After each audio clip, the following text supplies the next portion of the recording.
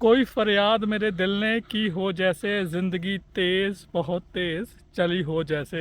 आज बैठे बैठे सोच रहा था कि सच में जिंदगी बड़ी तेजी से भाग रही है, बड़ी तेज चल रही है।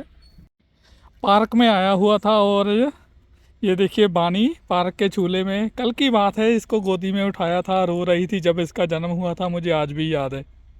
आज देखिए बच्चे बड़े हो रहे हैं, सहज इससे भी बड़ी हो गई। ये टिम्मी है जो मिट्टी में खेल के आया है, थोड़ा सा डस्टी लग रहा है। इसको भी जब छोटा सा था, 3 हफ्ते का था, हम लेकर आए थे इसको। आज ये देखिए ये भी 6 साल की हो चुकी है। और वहाँ पे देखिए जो आपको दिखाई दे रही है मशीन्स काम कर रही हैं, ट्रैक्टर्स काम कर रहे हैं, ये सारा एप्पल का ऑर्चर्ड होता था।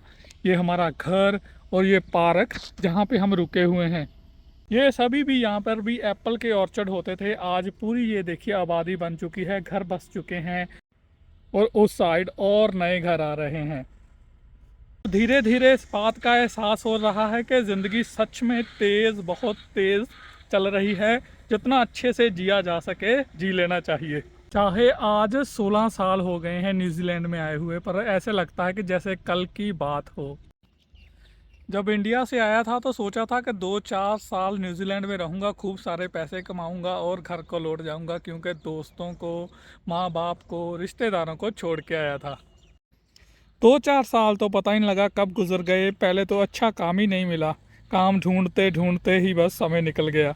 कभी वीज़ा का चक्कर रहा तो कभी जॉब का। जितने पैसे सोचे थे कि जोड़ लूँगा 2-4 साल में, आज 16 साल हो गए, वो उतने तो आज भी नहीं जोड़ पाया। और 16 साल तो ऐसे लगता है कि जैसे कल की बात हो, जब मैं एयरपोर्ट से उतरा था।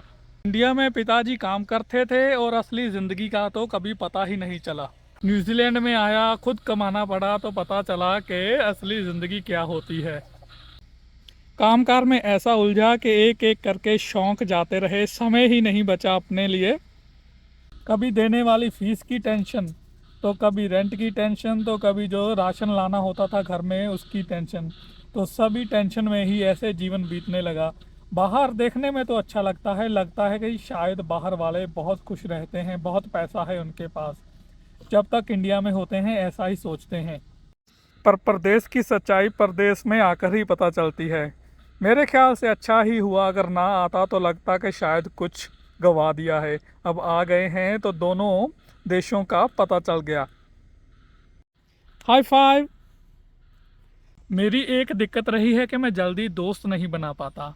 जो अच्छे अच्छे दोस्त थे वो इंडिया में ही रह गए और यहाँ पे आया तो कुछ लोगों के साथ दोस्ती करनी भी चाहिए, लेकिन ज़्यादा समय मेरी उनके साथ बनी नहीं, क्योंकि मैं धीरे धीरे खुलता हूँ, मुझे टाइम लगता है दोस्त बनाने में। तो न्यूजीलैंड ऐसा था, बिज़ी लाइफ में कभी दोस्त बने ही नहीं, तो समझ लीजिए कि अकेला ही रह गया।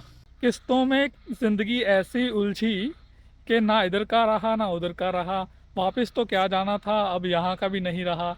यहाँ के लोग समझते हैं कि मैं इंडियन हूँ, चाहे पक्का भी हो गया हूँ, और इंडिया वाले समझते हैं कि मैं न्यूजीलैंड का हूँ। तो बस किस्तें भरते हैं, कभी गाड़ियों की तो कभी घर की, और ज़िंदगी भी किस्तों में बस गुजर रही है। थोड़ा पैसा जमा हुआ तो दिल ने किया कि अब खूब घूमेंगे, इधर उधर की दुनिया देखेंगे। अब थोड़े पैसे आ गए हैं, लेकिन फिर क्या हुआ, फिर हो गए हमारे 2 प्यारे प्यारे बच्चे। तो अब क्या है कि इनका देखना पड़ता है। अब इंडिया भी जाना हो तो पहले देखना पड़ता है कि कब इनको स्कूल से छुट्टियां होंगी और कब हम इंडिया जा सकते हैं, और हमेशा इनका देख के चलना पड़ता है।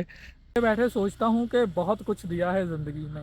एक वो भी समय था कि पैदल कॉलेज 3 किलोमीटर जाया करता था, फिर आया करता था। स्कूटर भी मेरे पिताजी ने 3rd ईयर में लेकर दिया था, क्योंकि वो अफोर्ड नहीं कर पाते थे। मुझे ही पता था कि कैसे उन्होंने पैसे जोड़कर मेरे लिए स्कूटर लिया था, और स्कूटर मिल गया था, समझ लो कि मुझे मिल गया था सारा जहान।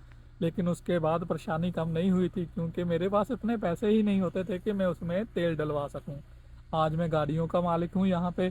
तो ज़िंदगी मेरी जैसी भी है, चली तो तेज़ है, लेकिन ज़िंदगी से कोई शिकवा नहीं है, क्योंकि इस ज़िंदगी ने बहुत कुछ दिया है। इस देश ने भी बहुत कुछ दिया, इतना अच्छा घर दिया, परिवार दिया, घूमने के लिए गाड़ियाँ दी, और आदमी को चाहिए ही क्या। तो देखिए यहाँ पे कोई सोफ़ा फेंक के चला गया है इस प्लेग्राउंड में। जब आदमी की ज़रूरत पूरी हो जाती है तो वो चीज़ों को ऐसे ही फेंक देता है। इस मुल्क में ना रबिश को फेंकने के भी पैसे लगते हैं, तो लोग ऐसे ही चीज़ें फेंक कर चले जाते हैं क्योंकि यहाँ पे कोई कैमरा वगैरह नहीं है। रात को आया होगा और अपना सोफ़ा यहाँ पे डंप करके चला गया होगा। इस तेज़ चलने वाली ज़िंदगी को थोड़ी सी उलझी है तो उलझे ही रहने देते हैं, क्योंकि हल हो गई तो फिर ज़िंदगी जीने का मज़ा नहीं आएगा। बाकी इन बच्चों से सीखना चाहिए जो सिखाते हैं कि छोटी छोटी खुशी ही ज़िंदगी की असली खुशी है। निस्वार्थ अगर प्यार सीखना है तो इन जानवरों से सीखना चाहिए, जिनका आपके प्रति कोई स्वार्थ नहीं लेकिन फिर भी आपको प्यार करते हैं। टिम्मी को इतनी ज़्यादा खुशी मिलती है ना जब इसके सिर पे मैं हाथ फेरता हूँ, बस मानो इसको सारा जहान मिल गया हो, है ना टिम्मी?